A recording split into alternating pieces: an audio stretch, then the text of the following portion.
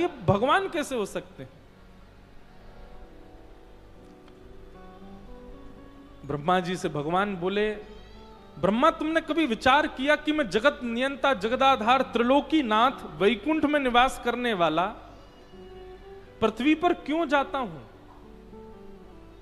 पृथ्वी पर जाने का कारण क्या है? मुझे कोई आवश्यकता नहीं पृथ्वी पर जाने की। मैं अपने विचार से सबका नियोजन कर सकता हूं, सबका संहार कर सकता हूं। पृथ्वी पर क्यों जाता हूं मैं? क्योंकि पृथ्वी पर वो है जो इन तीनों लोकों में और कहीं नहीं है, और वो क्या है? प्रेम।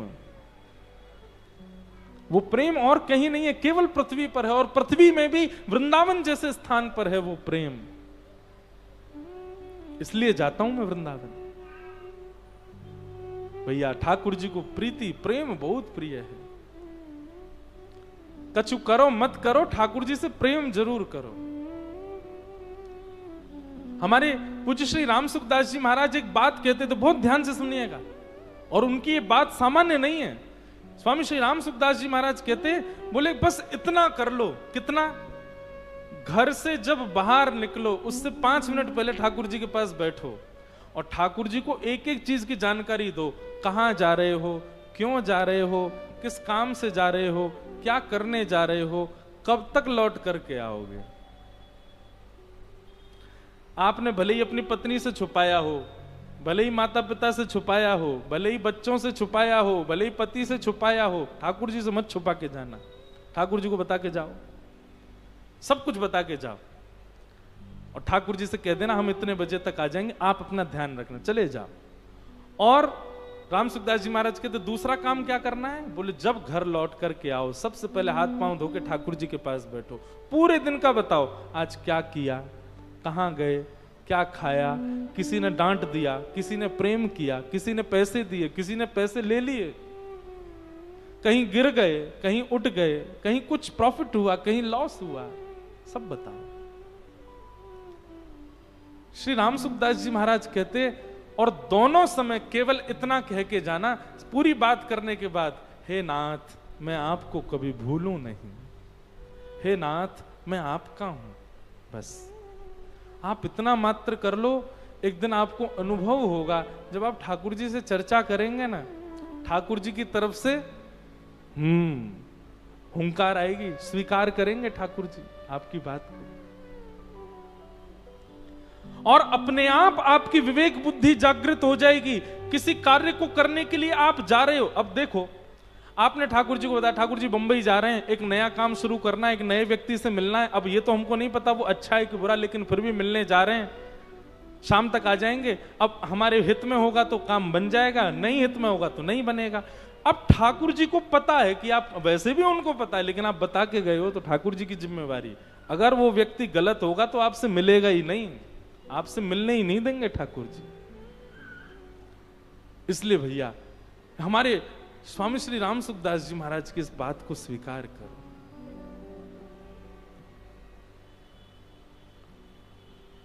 ब्रह्मा जी ने भगवान की स्तुति गाई, लेकिन ठाकुर जी ने उनको क्षमा नहीं किया। भगवान सब ग्वाल बालों को लेकर के पृथ्वी पर आए तो 1 वर्ष के बाद अब ग्वाल बालों ने घर जाकर के कहा कि पतो है मैया, आज तो लाला ने एक सांप मारो। वो अगासुर का वध जो 1 साल पहले किया था, अब ग्वाल बालों ने कहा। 1 वर्ष मानो जैसे वो निद्रा में ही रहे। इस प्रकार ठाकुर जी की लीला हुई। ठाकुर जी एक दिन मैया से लड़न लगे, बोले मैया मैं गैया चरावे जाऊंगो, बहुत दिन है गए बछड़िया ने चराते हुए, अब मैं गैया चरावे जाऊंगो, बड़ी बड़ी गैया चरावे जाऊंगो। यशोदा मैया बोली लाला तू नेक सो छोटो सो लाला है, 4 साढ़े 4 वर्ष के होंगे ठाकुर जी। बोले तू गैया चरावे जावेगो लाला, इन गैयान के पामन के नीचे आ जाएगो, ये ऐसी बड़ी बड़ी गैया इनके संग कैसे जाएगो। ठाकुर जी तो जिद करने लगे, ना मैया मैं तो गैया चरावे जाऊंगो। यशोदा मैया बोली अच्छा ठीक है तू बैठ, मैं तो तैयार तो कर दूं। सो यशोदा मैया ने ऊंची धोती पहनाई ठाकुर जी को। ठाकुर जी स्वर्ण के आभूषण पहनते हैं, यहां पर कौंधनी भी स्वर्ण की पहनते हैं, सुंदर आभूषण रत्न मंडित पहनते हैं। लेकिन यशोदा मैया ने आज सारे आभूषण उतार दिए और ठाकुर जी का दूसरा श्रृंगार किया। कैसा? गैया के पाम बांध करके दूध निकाला जाता, कहीं गैया लात नहीं मार दे तो बाल्टी गिर जाएगी। उस पैर बांधने वाली रस्सी को कहते हैं दोहनी। क्या बोलते हैं? वो दोहनी की तो ठाकुर जी को पगड़ी पहनाई है। ठाकुर जी ने दोहनी की पाग पहनी, वह रस्सी में मट्टी भी लगी है, गोबर भी लगो है। ठाकुर जी ने दोहनी की पाग पहनी है। गले से सारे आभूषण उतार करके यशोदा मैया ने सुंदर सुंदर मोंगरा के पुष्प, गुलाब के पुष्प, वैजंती माला, जो ठाकुर जी को ज्यादा श्रम नहीं दें ऐसी सब मालाएं धारण कराई हैं। ठाकुर जी की कमर पर भी मैया ने दूसरी दोहनी बांधी है। ऐसे ठाकुर जी को मधुर श्रृंगार किया है। यशोदा मैया दो छोटी छोटी पनैया, पनैया कहते हैं चप्पल को, दो छोटी छोटी पादुका लेकर के आई और ठाकुर जी के पामन में जैसे ही पहनाने लगे। ठाकुर जी बोली, मैया जी कहाँ पहना रही है? बोले, लाला जी पादुका हैं, इन पादुकान को पहन के जाएगो सो तेरे पामन में कांटे ना लगेंगे, कंकड़ ना लगे, नहीं तो रोतो रहेगो। मैया मेरे तो लग गई, मुझको कंकड़ लग गए, कीट लग गए। ठाकुर जी इतने में दौड़ के गौशाला गए और गौशाला जाके गिनती करने लगे। यशोदा मैया बोली, कहा कर रहे हो लाला? बोले, मैया गैया गिन रहा हूं, मेरे तो 2 पाम है, गैयान के 4-4 पाम, सबन के काज पनैया मंगवा, सबके काज एक एक पादुका मंगवा दे। अरे मैया ये गैया चरवे जाएंगी, इनको कहीं कांटे नहीं लग जाएं, इनको कहीं कंकड़ नहीं लग जाएं। यशोदा मैया बोली, अरे बाबड़े, जे गैया पादुका ना पहने। बोले, क्यों ना पहने? बोले, अरे तू देख, इनके नीचे पाम इतने कोमल ना है, इनके तो खुर हैं लाला, और इन खुरन में कांटे ना लगे, इन खुरन में कंकड़ ना लगे करें। ओहो महाराज, जैसे ही मैया ने ये बात कही सोई ठाकुर जी पछाड़ खा के गिर गए, रोन लगे जोर जोर से। मैया बोली, लाला काहे को रो रहे? बोले, मैया मेरे पाम खुर क्यों ना बने, मेरे पाम गैयान जैसे क्यों ना बने? जरूर तेने जब मैं पेट में हूँ खावे पीवे में कमी छोड़ी होगी, यही मारे कमजोर भय हूं मैं, मुंह पादुका पहनवे की जरूरत काहे को, मेरे पाम खुर जैसे क्यों ना है? यशोदा मैया के, लाला तेरी बात तो भैया तू ही जाने, जन कहां ते बात ने लेके आवे। अरे जे जानवर है, हम इंसान है। अब देख, तू ज्यादा बात बनाएगा तो मैं जानना ही दूंगी तो। ठाकुर जी, ना मैया मैं जा रहा हूं। इतना सुंदर वर्णन करते हैं श्री सुखदेव जी महाराज। आज ठाकुर जी गैया चराने के लिए जा रहे हैं। तम गोरजच्छुरित कुंतल बद्ध बरह वन्य प्रसून रुचिरे क्षण चारुहासम वेणुम क्वणंत मनुगैरनुगीत कीर्ति गोप्योद्र दीक्षित दशोभ्यगमन समेता।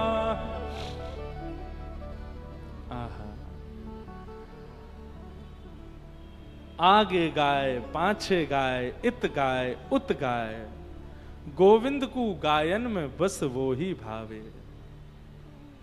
बहुत सुंदर पद है।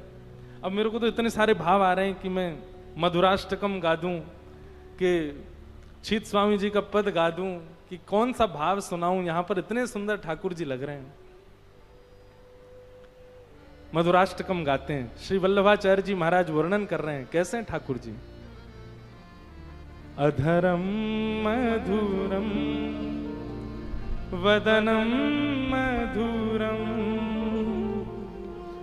अधरम मधुरम वदनम मधुरम, मधुराधिपतेरखिलम मधुरम, मधुराधिपतेरखिलम मधुरम। बहुत ध्यान से सुनिएगा, ये मधुराष्टकम है। श्रीमद् वल्लभाचार्य जी महाराज कहते हैं, संसार के हर सुंदर व्यक्ति में कमी दिखाई दे सकती है, लेकिन हमारे श्याम सुंदर के एक एक रोम में भी आप सुंदरता का दर्शन कर लोगे। उनका कुछ भी अमधुर नहीं है, सब मधुर है। अब यहां जो शब्द के साथ मधुर शब्द का प्रयोग हो, उस शब्द को सुनिएगा। अधरम मधुरम मतलब ठाकुर जी का मुख मधुर, अधरम मधुरम, वदनम मधुरम, नयनम मधुरम, हसितं मधुरम हृदयं मधुरम गमनं मधुरम मधुराधिपते अखिलम मधुरम। सब लोग मेरे साथ गाओ।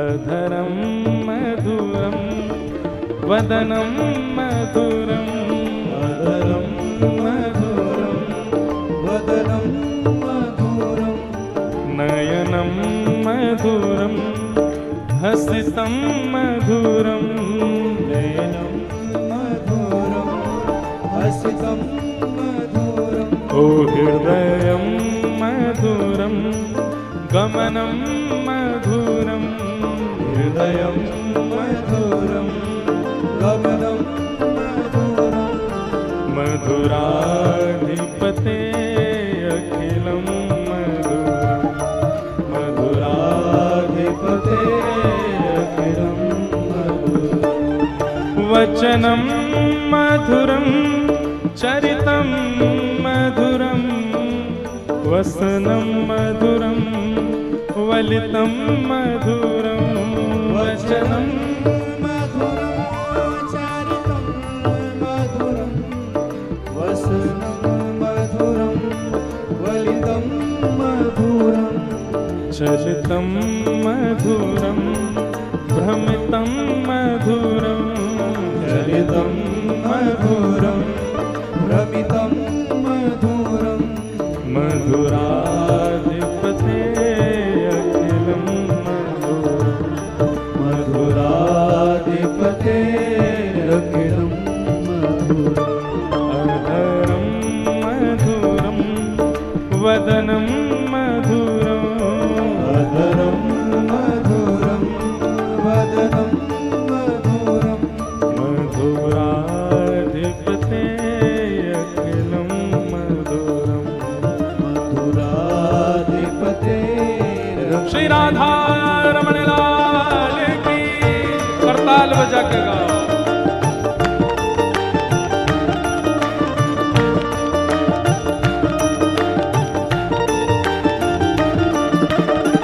श्री राधा वल्लभ लाल की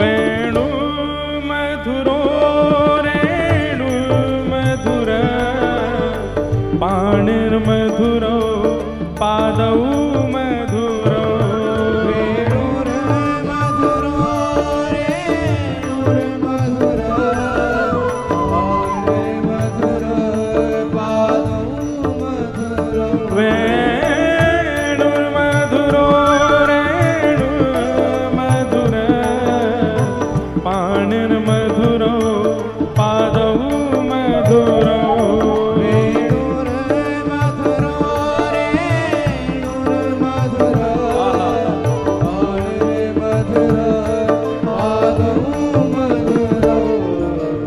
श्री वल्लभाचार्य जी महाराज वर्णन कर रहे हैं, ठाकुर जी वेणु बजा रहे हैं वो भी मधुर, और जहां जहां पैर रख करके चल रहे हैं ना ठाकुर जी के पदत्राण स्पर्श होते ही वो रेणु भी मधुर हो जाती है। और आज मैया ने गैया चरावे को अवसर दियो तो ठाकुर जी इतने प्रसन्न हैं, गैया चराते चराते बीच बीच में नाच भी रहे हैं। आहा नृत्यम मधुरम सख्यम मधुरम नृत्यम मधुरम सख्यम मधुरम मधुराधिपते अखिलं मधुरं मधुराधिपते अखिलं मधुरं गीतं मधुरं पीतं मधुरं भुक्तं मधुरं सुप्तं मधुरं गीतं मधुरं पीतं मधुरं भुक्तं मधुरं सुप्तं मधुरं रूपं मधुरं तिलकं मधुरं रूपं मधुरं फलितं मधुरम् हे मधुराधिपते अखिलं मधुरम् मधुराधिपते अखिलं जय हो अधरं मधुरं वदनं मधुरम् अधरं मधुरं वदनं मधुरम् हे मधुराधिपते अखिलं मधुरम् मधुराधिपते अखिलं मधुरम् करणं मधुरं तरणं मधुरं हरणं मधुरं रमणं मधुरं करणं मधुरं तारणं मधुरं हरणं मधुरं रमणं मधुरं वमितं मधुरं शमितं मधुरं वमितं मधुरं शमितं मधुरं मधुराधिपते अखिलं मधुरं मधुराधिपते अखिलं हे गुंजा मधुरा माला मधुरा, इनको गुंजा कहते हैं। गुंजा मधुरा माला मधुरा यमुना मधुरा बीथी मधुरा गुंजा मधुरा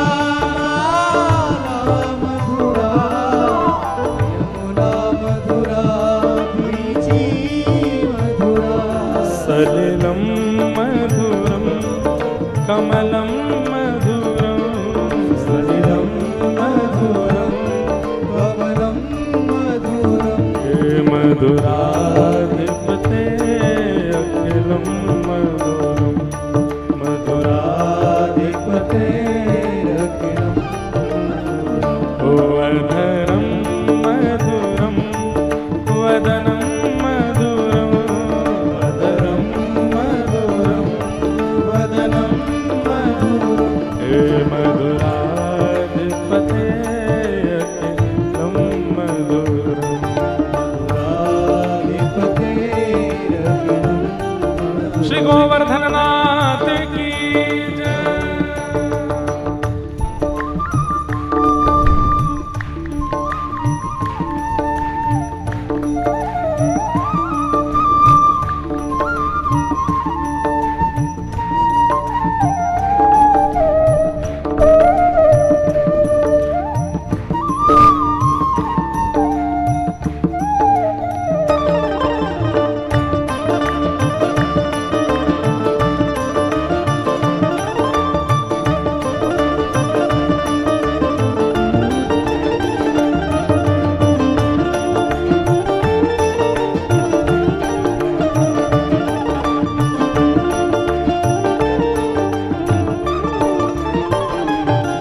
गोपी मधुरा लीला मधुरा युक्तं मधुरं मुक्तं मधुरं गोपी मधुरा लीला मधुरा युक्तं मधुरं भोक्तं मधुरं ओ दृष्टं मधुरं शिष्टं मधुरं दृष्टं मधुरं दृष्टं मधुरं ओ मधुराधिपते अखिलं मधुरं मधुराधिपते अखिलं गोपा मधुरा गावो मधुरा यष्टिर्मधुरा सृष्टिर्मधुरा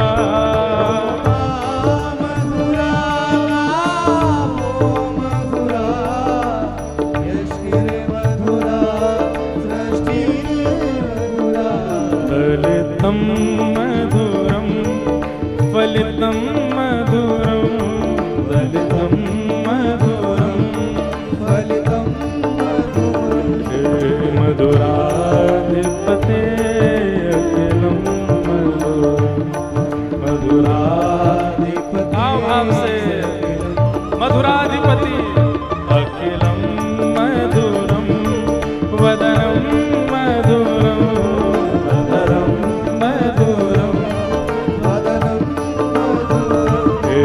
मधुराधिपते अखिलम मधुरम, मधुराधिपते अखिलम मधुरम। हे मधुराधिपते अखिलम मधुरम, मधुराधिपते तम गोरजच्छुरित कुंतल बद्धबरः वन्य प्रसून रुचिरेक्षण चारुहासम वेणुं क्वणन्तमनुगैरनुगीत कीर्तिं गोप्योद्र दीक्षित दृशो भगमन समेता।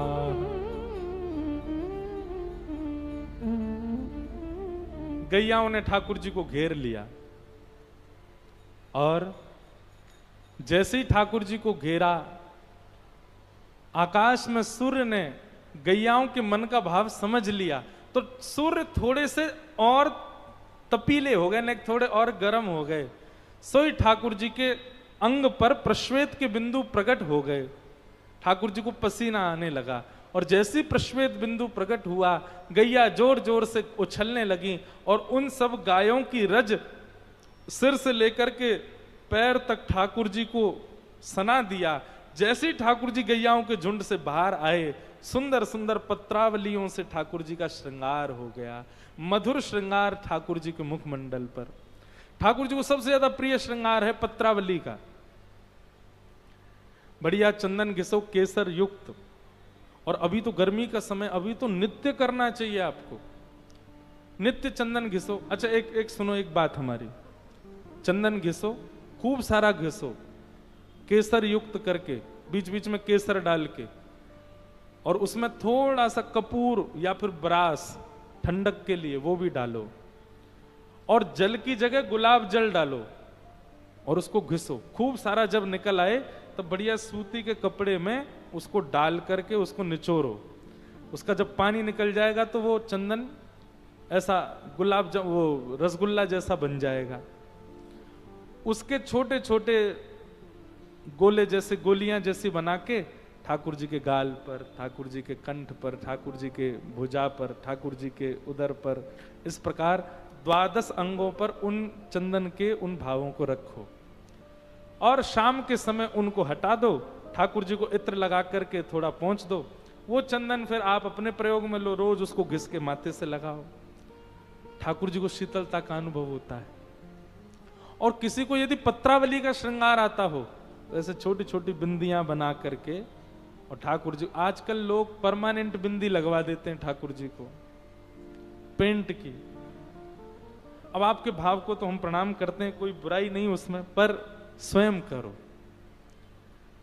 ठाकुर जी को ऐसे पेंट वेंट नहीं करवाना चाहिए। ठाकुर जी स्वच्छंद अपने भाव में रहें, आप अपने आप, और वो भी कलर नहीं, इस प्रकार चंदन युक्त ही कुछ निर्माण करो, उससे ठाकुर जी को श्रृंगार करो। हमारे कोई पेंट लगा दे तो हमको भी तो जलन हो जाएगी ना। तो ठाकुर जी के प्रति भी यही भाव रखो। उनको, उनके लिए नवीन चंदन घिसो, नवीन जल आदि सबसे। सेवा से बचना, भागना नहीं है हमको, सेवा करनी है तो फिर पूर्णतः करनी है ठाकुर जी के, पूर्ण भाव से करने। पत्रावली का श्रृंगार, छोटी सी एक सीख लो उससे, ठाकुर जी के ऐसे बिंदियां बनाओ और यहां गाल पे ला करके गोल गोल घुमा दो, इस प्रकार ठाकुर जी का। और इसका नियम भी यह है कि शाम होते ही फिर इसको पहुंच देना चाहिए, इसको हटा देना चाहिए। क्यों? रात में ठाकुर जी सोएंगे तो वो उनकी आंख में जाएगी, कहीं चुभे ना, इसलिए ठाकुर जी को। इसीलिए राधा रमण मंदिर वृंदावन में शाम को औलाई का दर्शन होता है। औलाई में क्या होता है? सुंदर इत्र लगा करके वस्त्र में ठाकुर जी का मुख पहुंचा जाता है और उसके बाद ठाकुर जी के श्रृंगार हल्के करके फिर आरती करते हैं। सेवा के बड़े भाव हैं भैया। हम लोग स्वयं भी तो पूरे दिन भले ही कितना भी मुख पर कुछ भी लगाओ, रात में मुंह धो करके, हाथ पांव धो के ही सोते हैं, शाम को हल्का वस्त्र ही धारण करते हैं। ऐसे ठाकुर जी के प्रति भी पत्रावली का श्रृंगार। काली देह में एक कालिया नाग रहता है। उसके बारे में जब से ठाकुर जी को पता चला, भगवान बड़े चिंतित रहने लगे। एक दिन ठाकुर जी ने विचार किया और सोचा कि कालिया नाग को कैसे भगाऊं मैं। भगाने में कोई दिक्कत नहीं है, पर हमारे साथ में जो बलराम जी रहते हैं ये भी तो शेष नाग हैं। अब नाग के आगे दूसरे नाग को मारेंगे तो ये तो बुरा मान जाएंगे। तो ऐसा कुछ किया जाए कि एक दिन बलराम जी हमारे साथ खेलने नहीं जाए वन में, तो ये काम हो सकता है। तभी एक धेनुकासुर नाम का एक दैत्य था, वो गधे के रूप में था। ग्वाल बालों ने जाकर के ठाकुर जी से शिकायत करी, बोले लाला एक धेनुकासुर नाम को दैत्य है, वो हमको फल ना खान दे बन में ते, तू वाकू मार दे। ठाकुर जी बोले सबरे राक्षसन को मारवे को ठेका मैंने लियो है, जे बलराम दादा कछु करे ना है, पड़ो पड़ो पूरे दिन बैठो रे, या तो मरवाओ एक आधे। दाऊ दादा उठ के बैठ गए, बोले अरे हम कोई कम है का, लाला तू आराम कर, हम जा रहे हैं आज। ठाकुर जी ने अपने चेला भेज दिए दो संग में, बोले सुनो बलराम जी राक्षस को मारने के बाद में सोचेंगे जैसे मेरी जय जयकार होती है, जैसे मेरी आरती होती है, वैसे इनकी भी हो, पर तुम ऐसा होने मत देना। मैं किसी भी राक्षस को मारता हूं तो सब जगह हल्ला जे मच जाए कि भैया राक्षस मार दियो लाला ने, लेकिन आज जब ये मार के आवे तो यो मत कहियो धेनुकासुर राक्षस मारो, बल्कि सबको ब्रजवासी को जाके ये बता दियो, बोले दाऊ दादा ने तो गधा मारो। ठाकुर जी बड़े चतुर हैं हमारे। था तो वो असुरी, था तो वो राक्षसी, और महाराज बलराम जी ने बड़ी मशक्कत करके उसको मारा। बलराम जी बोले अब हमारी भी पूजा होएगी, सब ब्रजमंडल में हमारी जय जयकार होएगी, सब हम पे पुष्प बरसाएंगे। मधुमंगल श्रीदामा ये दो ठाकुर जी ने भेजे, अरे दाऊ दादा की जय हो, अरे हमारे कन्हैया ने इतनो बड़ो राक्षस तो कभी ना मारो जितनो बड़ो दाऊ दादा ने मारो है। दाऊ दादा बोले सुन तुम दोनों एक काम करो, मुंह से पहले दौड़ के चले जाओ, पूरे वृंदावन में खबर फैला दो, गोपियां अटारी पे आ जाएंगी, मैया यशोदा थाल लेकर के और दीप लेके आवेगी, मेरी आरती उतारेगी, सब मेरी जय जयकार करेंगे, लेकिन कोई तो यूं मत कहियो मैंने कहिए कि ऐसो कह दो, तुम बस जाके हल्ला कर दो पूरे वृंदावन में। मधुमंगल श्रीदामा बोले जो आ गया। मधुमंगल श्रीदामा दौड़ करके पहले ही वृंदावन में पहुंच गए और सबसे जाकर के कहें दाऊ दादा ने गधा मार दियो, आज दाऊ दादा ने गधा मारो है। अरे भैया देखो दाऊ दादा कोई ना मिलो तो गधा मारे आए, बेचारे निर्दोष जीव है मारे आए। दोनों ने जाकर के ऐसी बात कर दी। अब जैसे ही दाऊ दादा आए, दाऊ दादा के मन में तो थी बहुत सम्मान होएगा, लेकिन यहां तो सब अपना मुंह बंद करें और जोर जोर से हंसें। दाऊ दादा बोले आप लोग सब हंस क्यों रहे हो? बोले दाऊ दादा तुम्हें कोई और ना मिलो, कन्हैया की होड़ कर रहे हो हैं, राक्षस तो मारो ना गए हो, एक बार मारे आए, गधाए मारे आए हो तुम तो। दाऊ दादा बोले तुमसे कौन ने कही गधा? अरे वो गधा हो लेकिन वो राक्षस। बोले हमें सब पता हो, बात मत बनाओ, गधाए मारे। अरे राम राम राम, बस निर्दोष जीव मार दियो। दाऊ दादा को बड़ा गुस्सा आयो। दाऊ दादा ने जैसे ठाकुर जी की ओर देखी, ठाकुर जी चौकड़ी मार मार के हंस रहे हैं। बोले जरूर लाला तेरी करतूत होगी जे। ठाकुर जी कहें क्षमा कर दो। बोले ना है लाला, या की क्षमा नहीं मिलेगी, तेने मेरा अपमान करवाया। सुन ले मेरी बात, कल ते तू अपने सखान के संग अलग जा, हम अलग जाएंगे, ना खेलूंगा तेरे संग में। बोलो वृंदावन बिहारी लाल की जय। दाऊ दादा बोले कल ते लाला मैं अलग रहूंगा, तू अलग रहे। ठाकुर जी चाहते तो 2 मिनट में मना लेते, सब बात राजी कर लेते, लेकिन ठाकुर जी बोले एक ही दिन ही अलग रहना, बस फिर तो मैं परसों तो मना लूंगा। और दाऊ दादा आज ठाकुर जी के साथ खेलवे नहीं गए। ठाकुर जी ग्वाल बालन के संग गए, मधुमंगल की गेंद सो खेल रहे। ठाकुर जी ने मधुमंगल ने पहले बड़ी मुश्किल से तो अपनी गेंद दी, ठाकुर जी ने वो गेंद काली दह में फेंक दी। अब मधुमंगल रोने लगो कि मुंह को तो वही गेंद चाहिए। ठाकुर जी बोले देख ले मैं कूद जाऊंगा दह में। बोले अरे जा तू बात बनावे, या मैं कौन कूदेगो, या मैं कालिया नाग रे। अरे या के ऊपर से पक्षी भी निकल जाए तो वो पक्षी भी मर जाए, क्योंकि विष की इतने भाप उठे। ठाकुर जी बोले देख ले तुम वो तो जिद मत करे, मैं कूद जाऊंगा। बोले ना वो तो वही गेंद चाहिए, और लाला तू तो बात बना रहा हो, तू ना कूदेगो। ठाकुर जी इतने तो कदम पे चढ़ गए, तब मधुमंगल बोला, अरे नाय नाय लाला मुकू गेंद नाय चाहिए। इतने में तो ठाकुर जी काली देह में कूद गए। जैसे ही ठाकुर जी कूदे, वहां नंद भवन में यशोदा मैया के मानो हृदय को बहुत जोर से झटका लगा हो। सांस फूलने लगी यशोदा मैया की। मैया को ऐसा लगो कि पतो ना कछु ऐसा क्यों लग रहा हो कि कहीं कोई गड़बड़ तो ना है।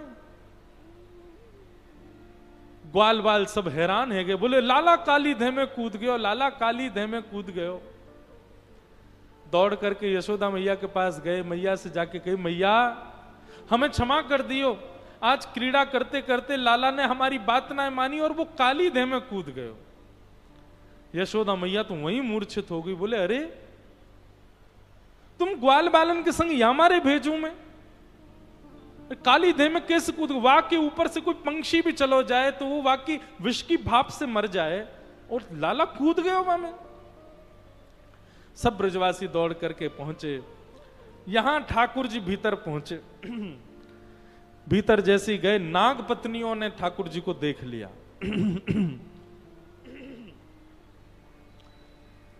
नाग पत्नियों ने ठाकुर जी के रूप को देख करके, सौंदर्य को देख करके वो पहचान गई कि सामान्य नहीं है, नहीं तो अभी तक तो मृत्यु हो जाती। उन्होंने कहा, बालक देखो, हमारे पति बहुत क्रूर हैं, अगर उनको पता चल गया तुम यहां आए हो, तुमको जीवित नहीं छोड़ेंगे। हम तुमसे प्रार्थना कर रही हैं, यहीं से वापस लौट जाओ। ठाकुर जी बोले, तुम्हारे पति से मिलवे ही तो आए हैं हम। नाग पत्नियां बोली, तुम हो कौन? अभी तक तुम जीवित कैसे हो? इतने विषैले जल में तुम कैसे बैठे हो? ठाकुर जी बोले, सब पता चल जाएगी, ये बताओ तुम्हारा पति कहां है? नाग पत्नियां बोली, इतनी जोर से मत बोलो, उठ जाएंगे वो। ठाकुर जी ने इतने में ही देखो, दूर कालिया नाग सो रहा है। भगवान दौड़ करके गए और सीधे उसके फन पर एक लात मारी। जैसे ही लात मारी, इतने में ही महाराज विशाल कालिया नाग, हजारों फन हैं उसके, खड़ा हो गया ठाकुर जी के सामने। और जैसे ही उसने ठाकुर जी को मारने के लिए फन नीचे किया, भगवान थोड़े पीछे हो गए, तो फन आकर के भगवान के चरणों में लगा। भगवान बोले, अब तेरी मृत्यु टल गई। आया तो था मैं तुझे मारने, तेने मुंह प्रणाम कर लियो, अब तो मारूंगा नहीं मैं, लेकिन सबक तो तुझे सिखाऊंगा। कालिया नाग बोला, ये बालक जीवित कैसे है? ठाकुर जी बोले, इन सब में विचार मत करे। तुरंत ठाकुर जी कालिया नाग के फण के ऊपर चढ़ गए, और जिस फण को वो निकालता है भगवान को डसने के लिए, ठाकुर जी उसी फण पर अपना चरण रखते हैं। इतनी द्रुत गति से भगवान कालिया नाग के सिर पर कूद रहे हैं, यहां से वहां। आकाश में खड़े देवता जब इस लीला का दर्शन करते हैं, उनको लगता है ठाकुर जी नृत्य कर रहे हैं। इंद्र ने मृदंग उठा लिया, ब्रह्मा जी कांसा बजाने लगे, नारद जी वीणा बजाने लगे, सरस्वती आलाप देने लगी, तांडव नृत्य ठाकुर जी कर रहे हैं, और आकाश में देवता गंधर्व बन करके गीत गा रहे हैं। ऐसा सुंदर रूप ठाकुर जी ने पूंछ पकड़ ली कालिया नाग की, और इतनी द्रुत गति से कालिया नाग के फण पर नृत्य कर रहे हैं ठाकुर जी। एक एक फण से रक्त निकलने लगा कालिया नाग के। लेकिन कालिया नाग अपना स्वभाव नहीं छोड़ रहा है, भगवान को फिर भी डसने का प्रयास करता है। तब सामने नाग पत्नियां आकर के हाथ जोड़ के खड़ी हो जाती हैं, और तब नाग पत्नियों ने यहां पर स्तुति गाई। मुझे जो याद है, लगभग मैं 7 वर्ष बाद इस प्रसंग को कह रहा हूं आज। बहुत सुंदर प्रसंग है। नाग पत्नियां कहती हैं कि न्यायो हि दंडः कृत किल विशेषमिन् स्वावतारा खल निग्रहाय रिपो सुतानामपि तुल्य दृष्टे धत्से दमं फलमेवानुशासम्।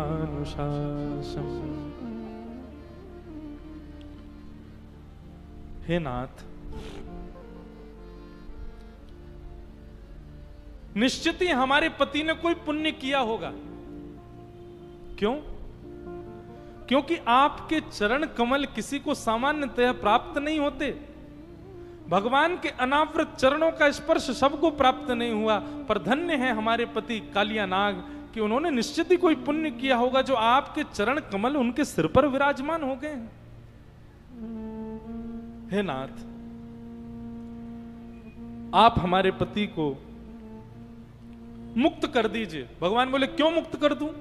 एक कारण बता दो कि मैं इसको मुक्त कर दूं। तब यहां पर नाग पत्नियों ने कितनी चतुर बात कही। बोले कि भगवान, व्यक्ति की मृत्यु काम, क्रोध, लोभ, ईर्षा, द्वेष, अभिनिवेश, अहंता, ममता, चिंता आदि आदि विषयों में पढ़कर के होती है। और जब व्यक्ति मर जाता है तो सब चर्चा करते हैं, अरे वो क्यों मर गया? अरे क्या उसके सिर पे तो काम मंडरा रहा था। लोग चर्चा करते हैं वो क्यों मर गया? उसके सिर पे तो पुत्र का मोह मंडरा रहा था, वो क्यों मर गया? बोले उसके तो चित्त में व्यापार की बड़ी चिंता मंडरा रही थी। कल को लोग पूछेंगे कालिया नाग कैसे मर गया, तो सब कहेंगे उसके सिर पर कृष्ण मंडरा रहे थे।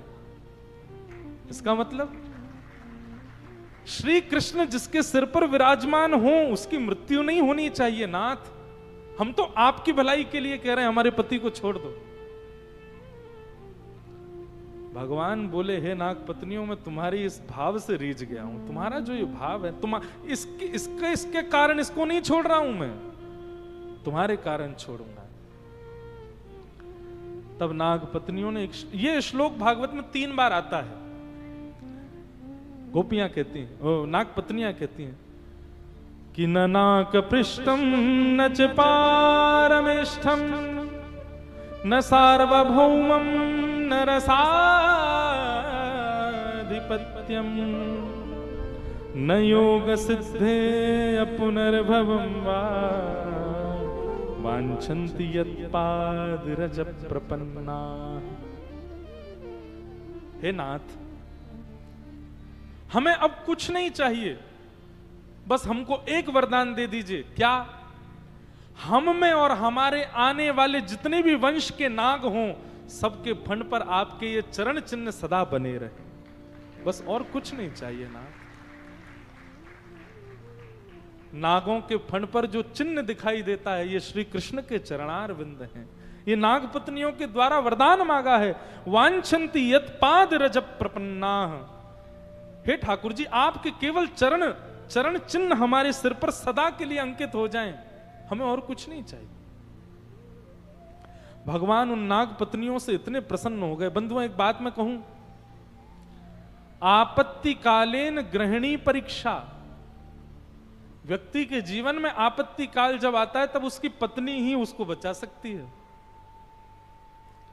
वो व्यक्ति हार जाएगा, वो व्यक्ति निश्चित है फेल हो जाएगा जिस व्यक्ति की पत्नी ने उसके अंतिम समय में या फिर उसके कठिन समय में उसका साथ नहीं दिया।